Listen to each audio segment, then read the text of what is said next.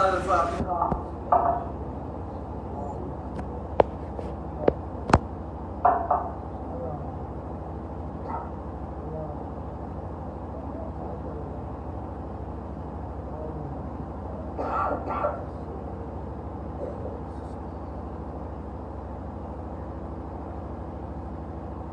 لا حول ولا قوة إلا بالله العلي العظيم. أعوذ بالله من الشيطان الرجيم. بسم الله الرحمن الرحيم. الحمد لله رب العالمين، والصلاة والسلام على أشرف الأنبياء والمرسلين وخاتم النبيين سيدنا ونبينا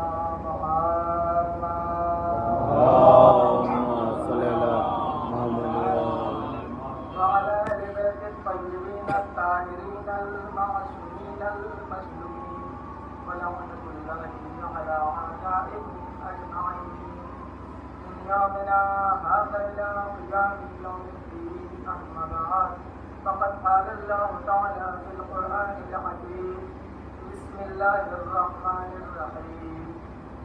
يسبح لله ما في السماوات وما في الأرض الملك القدوس العزيز الحكيم. اللهم صل على محمد وآل محمد. عزیزان محترم، پروردگار عالم اپنے کلام پاک یعنی قرآن مجید میں سورہ جمعہ کی اس پہلی آیت میں ارشاد فرما رہا ہے کہ یسبح للہ ما فی السماوات وما فی الارض، جو کچھ بھی زمینوں میں ہے اور جو کچھ بھی آسمانوں میں ہے یہ سب کی سب تسبیح کر رہی ہیں پروردگار عالم. کس پروردگار عالم کی؟ وہ خود اپنے صفات بیان کر رہا ہے کہ جو مالک بھی ہے، قدوس بھی ہے، عزیز بھی ہے.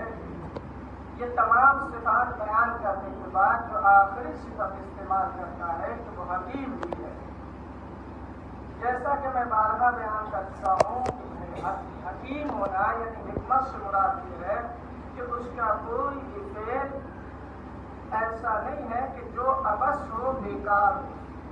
یعنی اس نے جس چیز کو بھی بنایا ہے، جس چیز کو بھی خلق کیا ہے، جس کو بھی پیدا کیا ہے، اس میں اس کی مصلحت پائی جاتی ہے. اسی لیے وہ حکیم ہے. ان مصلحتوں کو ہم نہیں سمجھتے.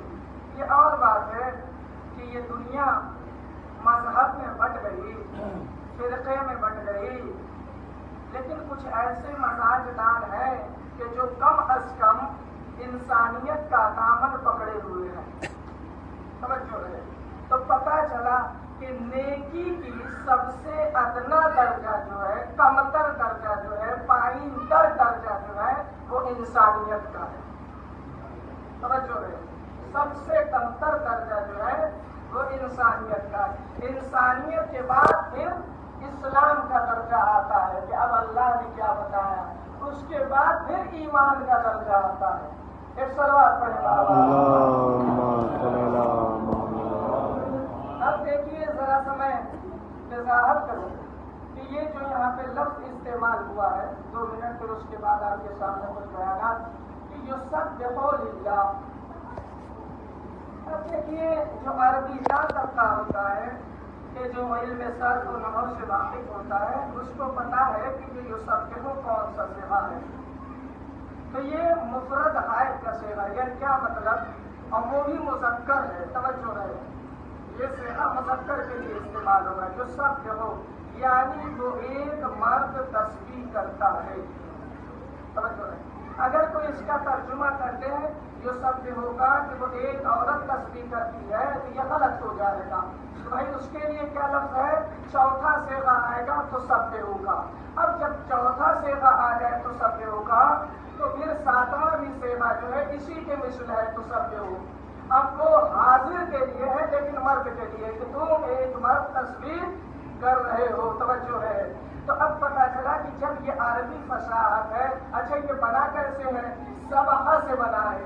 اب یہ سبحہ ایک ایسا مادہ ہے، سب مصدر ہے کہ جس سے اگر میں خود اس وقت منبر پہ بیٹھ کے اگر آپ کو سنا ہوں تو 1000 سے زیادہ لفظ میں بنا سکتا ہوں معنی کے ساتھ.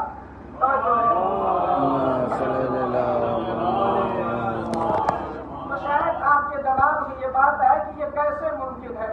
تو بھائی اس کے 14 صیغے ماضی کے ہوں گے, 14 صیغے مضارع کے ہوں گے, پھر امر کے ہوں گے, پھر اس میں فاعل ہوگا, اس میں مفعول ہوگا. توجہ رہے. پھر ان تمام چیزوں کے بعد حروف ناصبہ داخل ہوں گے, حروف جازمہ داخل ہوں گے, لیکن ہر ایک کا معنی بدلتا چلا جائے گا. پھر جب سینکڑوں لفظ ایسے بن گئے تو پھر ثلاثی مزید کے 10 باب ہیں, افعال ہے, تفعیل ہے, مفاعلہ ہے, تفاعل ہے, تو یہ انفعال ہے, استفعال ہے, یہ تمام میں لے جائیں گے تو سینکڑوں صیغے بنتے رہیں گے. تو اب اس صباح کے معنی جو خود ابھی کیا ہے, صباح یہ مجرد ہے. توجہ رہے. صباح کے ثلاثی مجرد ہے. صباح کے معنی لغت میں ہے تیرنا. توجہ رہے. صباح کے معنی لغت میں ہے تیرنا. ایک لفظ ہے جو مثلاً تیرنے میں ہوتا ہے کیا, بڑی اچھی اس کی شرح بتائی گئی ہے کہ ایک جگہ سے حرکت کرنا تاکہ دوسری جگہ پہنچ جانا, اور ایک جگہ سے حرکت کرنا تاکہ دوسری جگہ پہنچ جانا. اب جو سبحوں کا ترجمہ باب تفعیل میں آنے کے بعد کیجئے تو یہاں پہ 2 معنی لے لیجئے. ایک تو یہ کہ یسبح للہ ما فی السماوات و ما فی الارض, جو کچھ زمینوں میں ہے, جو کچھ آسمانوں میں ہے, وہ سب کے سب حکم خدا پہ گردش کر رہی ہے. سب کے سب حکم خدا پہ گردش کر رہی ہے. اب یہاں پہ جو اہل علم طبقہ ہے ماشاءاللہ, میں ایک لفظ بیان کروں کہ یہ جو چیز ہے, کہ جو کچھ آسمانوں میں ہے, جو کچھ زمین میں, یہ چیز ہو گئی. تو چیز ہے مؤنث اور صیغہ ہے مذکر کا. توجہ ہوئے. چیز ہے مؤنث, جو کچھ آسمانوں میں ہے وہ تسبیح کر رہی ہے, اور جو کچھ زمین میں ہے وہ تسبیح کر رہی ہے. یہ چیز مؤنث ہے. اس کے لیے تو صیغہ تو سبحو کا ہونا چاہیے تھا کہ تو سبحو للہ, جتنی چیزیں وہ سب کے سب تسبیح کر رہی ہیں, مؤنث استعمال ہونا چاہیے, لیکن اللہ نے مذکر استعمال کیا. تو میں ایک جملے میں کہہ دوں کہ اللہ نے کیوں مذکر استعمال کیا. اس کے بعد کی آیت بتائے گی کہ هو الذی بعث فی الامین رسولا منہم. ارے دیکھو جو اول نور ہے, اول مخلوق ہے, وہ ہے یسبح للہ. پہلے اس نے تسبیح کی ہے, بعد میں اس کائنات نے تسبیح کی ہے. ایک صلوات پڑھیں.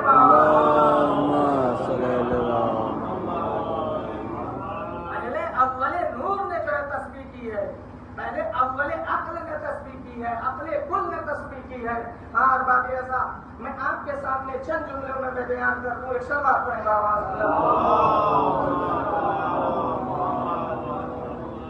جیسے کہ ہم نے اس سے ماقبل کی مجلس میں ہم نے بیان کیا تھا کہ جناب خاتون جنت دیکھ کر کے آئے.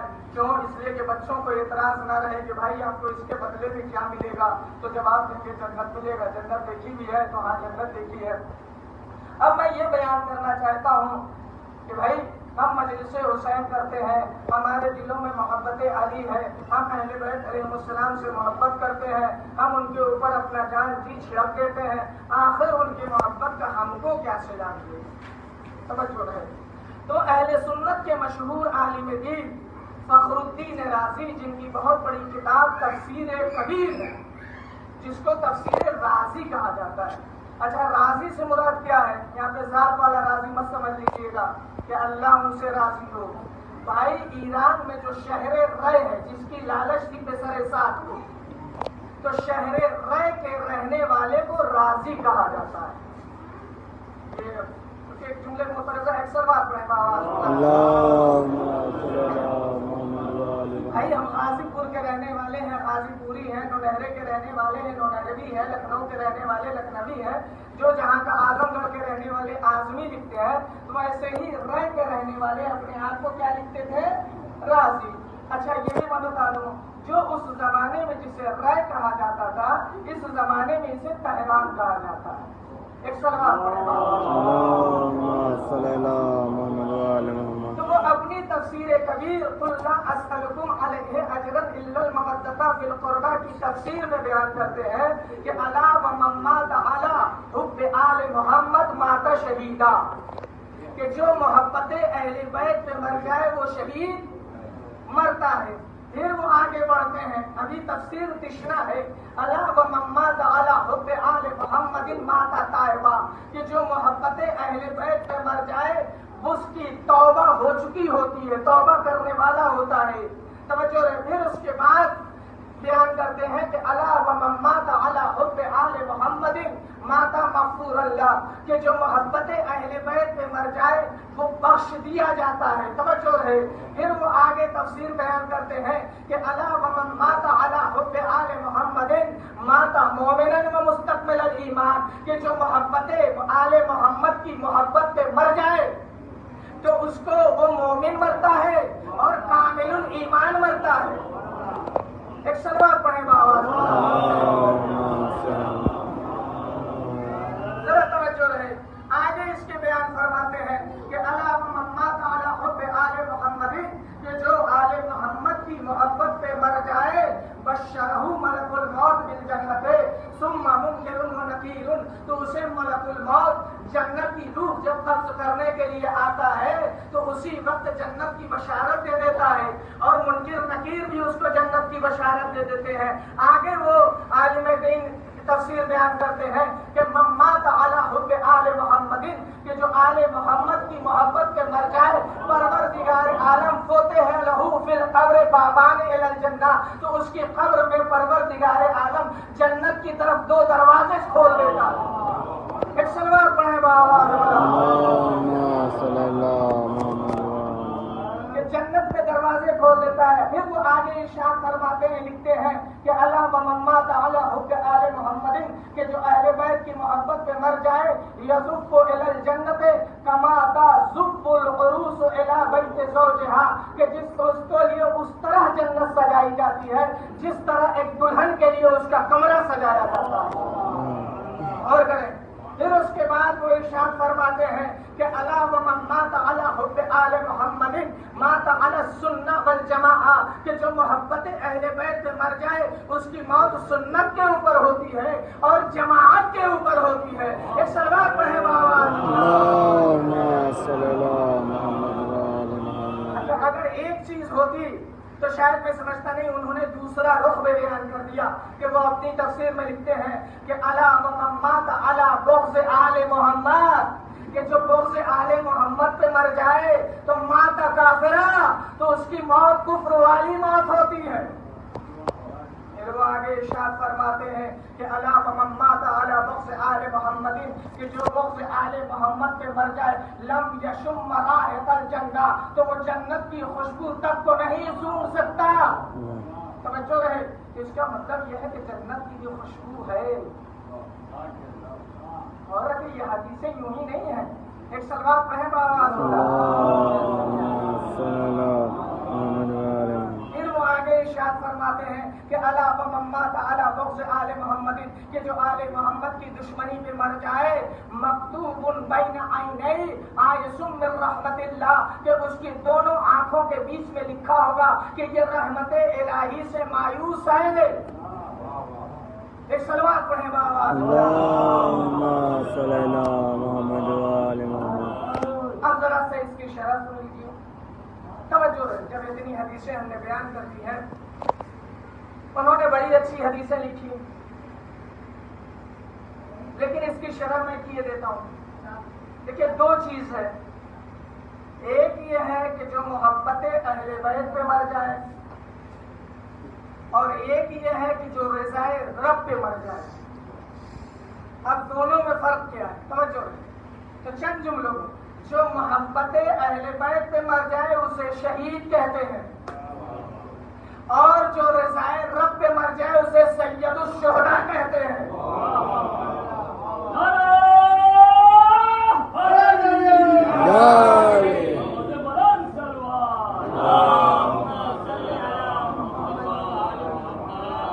کہ جو محبت اہل بیت پہ مر جائے وہ توبہ کرنے والا ہوتا ہے, اور جو رضائے رب پہ مر جائے وہ توبہ قبول کرنے والا ہوتا ہے. جو محبت اہل بیت پہ مر جائے اسے بخش دیا جاتا ہے، اور جو رضائے رب پہ مر جائے وہ بخشوانے والا ہوتا ہے۔ توجہ رہے، جو محبت اہل بیت پہ مر جائے وہ مومن ہوتا ہے، جو رضائے رب پہ مرے وہ امیر المومنین ہوتا ہے۔ ایک صلوات پڑھیں بابا۔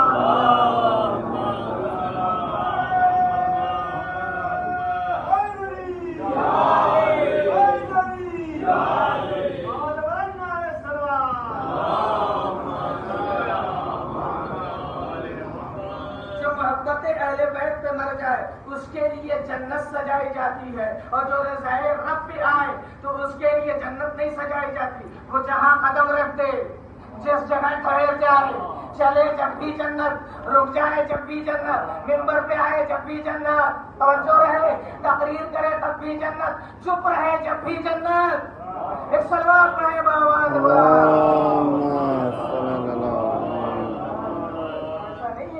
تاریخ پڑھیں گے، کوئی خطابت کے جملے نہیں ہے۔ کربلا کے میدان میں دیکھو تو انگلیوں کے درمیان بیٹھے ہیں زمین پہ، دکھا رہے ہیں جنت، سیر کرا رہے ہیں جنت کی، توجہ رہے۔ اور جیسا کہ دوسری حدیث کا رخ ہے، صلوات پڑھیں آواز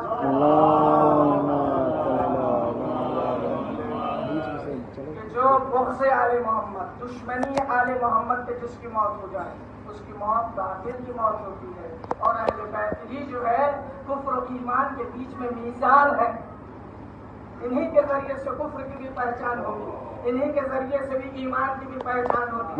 جو بغض آل محمد میں مر جائے وہ جنت کی خوشبو نہیں سن سکتا، یہ خود خوشبو جنت ہے، گلہائے جنت ہے، گلہائے عقیدت ہے، گلہائے بصیرت ہے، گلہائے امانت ہے، گلہائے لطافت ہے، گلہائے ذکاوت ہے، گلہائے حیات طیبہ ہے۔ ایک صلوات پڑھیں بآواز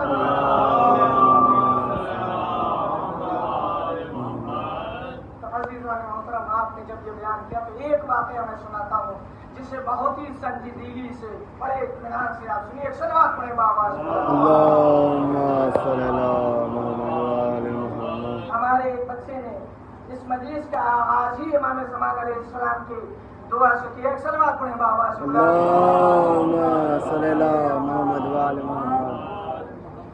جیسا کہ میں نے کہا کہ واقعات میں منطق، لاجک، ان سب چیزوں کی ضرورت نہیں ہوتی ہے، جو ہوتا ہے وہ ہو جاتا ہے۔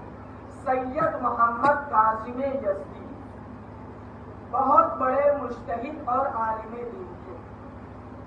ایران میں ایک شہر ہے یزد، تو یزد کے رہنے والے یزدی ہو گئے۔ نجف اشرف میں وہ رہا کرتے تھے، بہت بڑے عالم دین ہیں۔ تو انہوں نے ارادہ یہ کیا کہ ایک عرصہ ہوا، ایک زمانہ ہوا اپنے وطن گئے ہوئے، چلو اس درمیان ہم اپنے وطن جائیں۔ تو دیکھیے آج کا یہ سفر نہیں ہے کہ ابھی چلے اور عراق ہم پہنچ گئے، توجہ رہے، نکلے ایران پہنچ گئے، کہاں لوگ نہیں پہنچ جاتے، جانے والے جا ہی رہے ہیں اور آ بھی رہے ہیں، توجہ رہے۔ وہ زمانہ ایسا تھا کہ انہوں نے سوچا کہ اتنا لمبا سفر ہے، گھوڑوں کا سفر تھا، اونٹ کا سفر تھا، پتہ نہیں راستے میں موت اگر واقع ہو جائے تب ہم کیا کریں گے۔ تو ان کے جب دل میں یہ بات آئی تو انہوں نے کہا کہ اچھا ایک کام کرتے ہیں، ہم اپنے سے اپنا کفن تیار کر لیں، توجہ۔ تو انہوں نے کفن کا کپڑا خریدا، خرید کے روزانہ حرم امیر المومنین علی ابن ابی طالب میں آ کے بیٹھتے اور اس کفن کے اوپر قرآن مجید لکھتے ہیں۔ اب سوچے کفن کے اوپر قرآن مجید لکھنا ہے کہ یہ ایک دو دن کی تو بات نہیں ہے، شاید 6 مہینہ، سال بھر ایسا عرصہ لگ گیا ہوگا۔ اور روزانہ اس لیے کہ دوسرے بھی تو امور ہیں زندگی کے، دوسری بھی تو ضروریات زندگی ہے، تو وہ روزانہ آتے بیٹھتے اور اپنے کفن پہ سوئے اور قرآن مجید کو لکھتے۔ جب قرآن مجید لکھ چکے تو حرم امیر المومنین علیہ السلام سے اس کفن کو مشق کیا۔ اب انہوں نے رخ کیا کربلا معلیٰ کا، کہ کربلا ہے، کربلا میں بھی کچھ دن ٹھہرے اور اپنے کفن پہ زیارت عاشورہ لکھا۔ زیارت عاشورہ لکھنے کے بعد پھر روضہ امام حسین علیہ السلام سے بھی اپنے کفن کو مشق کیا۔ اب چلے لے کر کے کفن اپنے لیے تیار کر لیا. یزد پہنچے، سوئے، خواب میں دیکھا کہ امام زمان علیہ السلام آئے ہیں. اللہم صلی اللہ محمد وآل محمد. اور کہتے ہیں کہ اے سید محمد، تم اپنا کفن کریم اسود کو دے دو، کریم اسود کو دے دو. ان کی آنکھ کھلی تو انہوں نے سوچا کہ مسئلہ جو ہے ہم تو کسی کو جانتے نہیں، شاید یہ میرا وہم ہے. میں یہاں پہ رک کر کے ایک جملہ بیان کروں، توجہ رہے میرے نوجوان، بڑے غور سے میرے یہ جملہ سنیں کہ جب کبھی آپ خواب میں علم، تعزیہ، تابوت، امام بارگاہ، روضہ یا کسی شخص کو دیکھیں کہ ایسا لگے کہ یہ کوئی امام ہے یا کوئی نبی ہے یا کوئی کربلا کا شہید ہے یا کوئی عالم دین ہے جو مشہور ہے، توجہ رہے، تو یہ سمجھیے کہ یہ خواب سچا ہے. آپ کہیں گے مولانا کیوں؟ اس لیے کہ شیطان کے اندر جرأت نہیں ہے کہ وہ امام کے ہیکل میں آ جائے.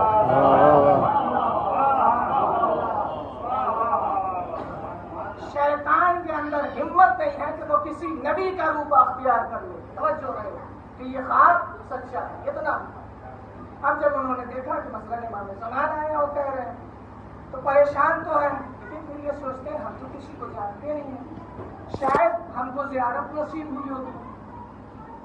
پھر سو جاتے ہیں، آنکھ فوراً لگ جاتی ہے. پھر خواب دیکھتے ہیں کہ سید محمد، ہم نے تم سے کہا کہ اپنا کفن کریم اسود کو دے دو. پھر یہ اٹھتے ہیں، اپنا دماغ لگاتے ہیں، دروازہ کھولتے ہیں، باہر نکلتے ہیں کہ شاید کوئی کھڑا ہو، دیکھیں، تھوڑا دور ٹہل پہل کر کے جو ہے مطلب آ کرتے کوئی نہیں. پھر یہ سوتے ہیں، پھر آتے ہیں خواب میں امام زمان علیہ السلام، میں تم کو حکم دے رہا ہوں. اب جب لفظ حکم سنا تو ان کی حالت کفن کو لیا، باہر نکلے، پورے گاؤں میں تلاش کرنا شروع کیا کہ شاید کہیں پہ اگر جنازہ ہوگا تو رونا دھونا شور مثلاً کچھ تو ہوگا. دیکھے پورے گاؤں میں سناٹا ہے. ان کے خیال نے کہا ایسا ایک مرتبہ ہم قبرستان دیکھ لیتے. دیکھیے یہ آج کا قبرستان نہیں، پہلے زمانے میں قبرستان ہی میں میت کو غسل کیا جاتا تھا، کفن پہنایا جاتا تھا، وہیں پہ نماز جنازہ ہوتی تھی، وہیں پہ دفن کیا جاتا تھا. گئے تو دیکھا کہ مثلاً شراب چل رہا ہے. دروازے پہ کھڑے ہو کر کے کہا السلام علیکم. اندر سے جواب آیا علیکم السلام. اے سید محمد، کفن لائے ہو یا صرف آئے ہو؟ اب یہ پریشان، بھائی تم مجھے کیسے جانتے ہو؟ میرا نام بھی تم کو پتا ہے اور یہ بھی تم کو پتا ہے کہ مثلاً ہم کو کیا لے کر کے آنا تھا. توجہ رہے. تو اس نے جواب دیا کہ جس نے تم کو کفن لے کر کے بھیجا ہے اسی نے ہم کو غسل دینے کے لیے بھی بھیجا ہے. ایک صلوات پڑھیں باآواز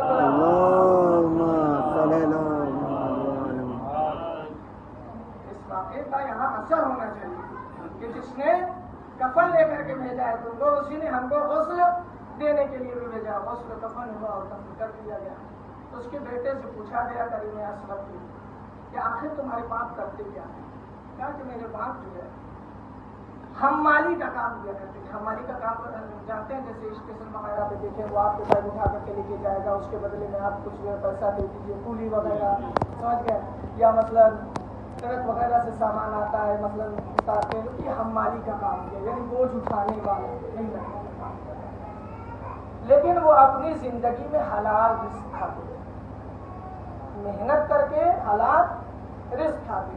یہ ان کی ایک چیز تھی. اور دوسری چیز یہ تھی کہ جب صبح اٹھتے تو سب سے پہلے اپنے امام کو یاد کرتے اور جب بستر پہ جاتے تب آخری موقع پہ امام کو یاد کرتے. صلوات پڑھیں باآواز اللہم صلی اللہ محمد وآل محمد. تو عزیزان محترم، آپ متوجہ ہوئے کہ اگر میرا تعلق وہاں ہے تو نہ کفن کے لیے سوچنا چاہیے، نہ دفن کے لیے سوچنا چاہیے، نہ نماز جنازہ کے لیے سوچنا چاہیے. بھائی ہم جس کے چاہنے والے ہیں، میرا کام ہے خلوص دل سے محبت کرنا. اور اس کے بتائے ہوئے راستے پہ چلنا، اور اس کا کام ہے میرا انتظام کرنا۔ ایک سلوات پڑھے بابا۔ عزیزان محترم، بس آپ کے سامنے چند ٹکڑے مسائل کی، یہاں پہ میں اگر یہ بات کہوں تو اس کی طرف توجہ کی ضرورت ہے۔ ہر جگہ، ہر ایریے میں، ہر بستی میں بہت سارے ایسے لوگ ہیں کہ جن کی منتیں، مرادیں، نظریں پوری ہوتی ہیں، جن کے ساتھ کوئی نہ کوئی ایسی کرامت ہوتی ہے، جن کے ساتھ کوئی نہ کوئی معجزات ہوتا ہے، اسے لکھ لیا۔ یہ بھی فضائل اہل بیت علیہ السلام کا ایک حصہ۔ جیسے آپ گنگولی کے رہنے والے، فلاں کو کیا مل گیا، فلاں کے ساتھ کیا ہوا، کس کو اولاد مل گئی، کس کو نوکری مل گئی، یہ سب امام حسین علیہ السلام کے برکات ہیں۔ اسے لکھ لیا جانا چاہیے تاکہ دنیا جانے کہ میرے پاس ایسا کریم ہے کہ جو صرف ہمارے ہی لیے نہیں ہے، پوری دنیا کے لیے ہے۔ ہاں عزیزان محترم، آج نہیں محرم ہے، کربلا کے میدان میں 3 روز کی بھوک اور پیاس ہے۔ آج اس 6 ماہ کا ذکر کیا جاتا ہے کہ جو ابھی 6 مہینے کا بچہ ہے، بھوک اور پیاس کی وجہ سے اس کی ماں کا دودھ خشک ہو چکا ہے۔ جب سارے شہید ہو چکے تب مظلوم کربلا آتے ہیں اور آنے کے بعد کہتے ہیں، مجھے پورا مسائل نہیں بیان کرنا، بس 1-2 ٹکڑا بیان کرنا ہے کہ جناب علی اصغر کو لیتے ہیں، میدان قتال میں آ جاتے ہیں، دشمنوں کے سامنے کھڑے ہوتے ہیں اور کہتے ہیں کہ دیکھو، اگر تمہاری نظر میں میں خطا کار ہوں تو اس 6 مہینے کے بچے کی تو کوئی غلطی نہیں ہے، ایک کام کرو، اس ننھے مجاہد کو تو پانی پلا دو۔ جب ادھر سے کوئی جواب نہ آیا، معلوم ہے امام نے کیا کیا؟ جلدی ریت پہ اپنے 6 مہینے کے بچے جناب علی اصغر کو لٹا دیا اور چند قدم پیچھے ہٹ گئے۔ اے دشمنوں، اے لعینو، اے فوجی اشقیا، اگر تم یہ سمجھ رہے ہو کہ بچے کے بہانے پانی معاف کر کے میں خود پی لوں گا تو لو، میں بچے کو گرم زمین پہ لٹائے دیے دیتا ہوں اور چند قدم پیچھے ہٹ جاتا ہوں، تم آؤ اور خود اپنے ہاتھوں سے اس ننھے مجاہد کو پانی پلا دو۔ ارے وہ گرم زمین ایسی تھی کہ اگر اس کے اوپر کوئی دانہ ڈالا جاتا تو وہ جل جاتا، بجھ جاتا۔ جب جناب علی اصغر تڑپنے لگے، روایت بتاتی ہے کہیں فتلذا، ارے جب ایک مچھلی کو پانی سے باہر نکال دیا جائے تو مچھلی کے اندر جب تک طاقت ہوتی ہے تب تک مچھلی اچھلتی رہتی ہے، جب اس کی طاقت ختم ہو جاتی ہے تو پانی کی وجہ سے کبھی منہ کھلتا ہے، کبھی بند ہوتا ہے، کبھی منہ کھلتا ہے، کبھی بند ہوتا ہے۔ ارے جب جناب علی اصغر گرم زمین میں تڑپنے لگے اور اب وہ حال نہ رہی تو شدت پیاس سے منہ کھلتا تھا اور بند ہوتا تھا۔ یہ منظر حسین سے دیکھا نہ گیا بلکہ آغوش میں لیا اور ملاقات تیر چلا من الحزن الی الحزن، اس کان سے اس کان پہ، بچہ باپ کے ہاتھوں میں منقلب ہو گیا۔ لعنت اللہ علی القوم الظالمین، سیالم الذین طلبوا عجب انا للہ و انا الیہ راجعون۔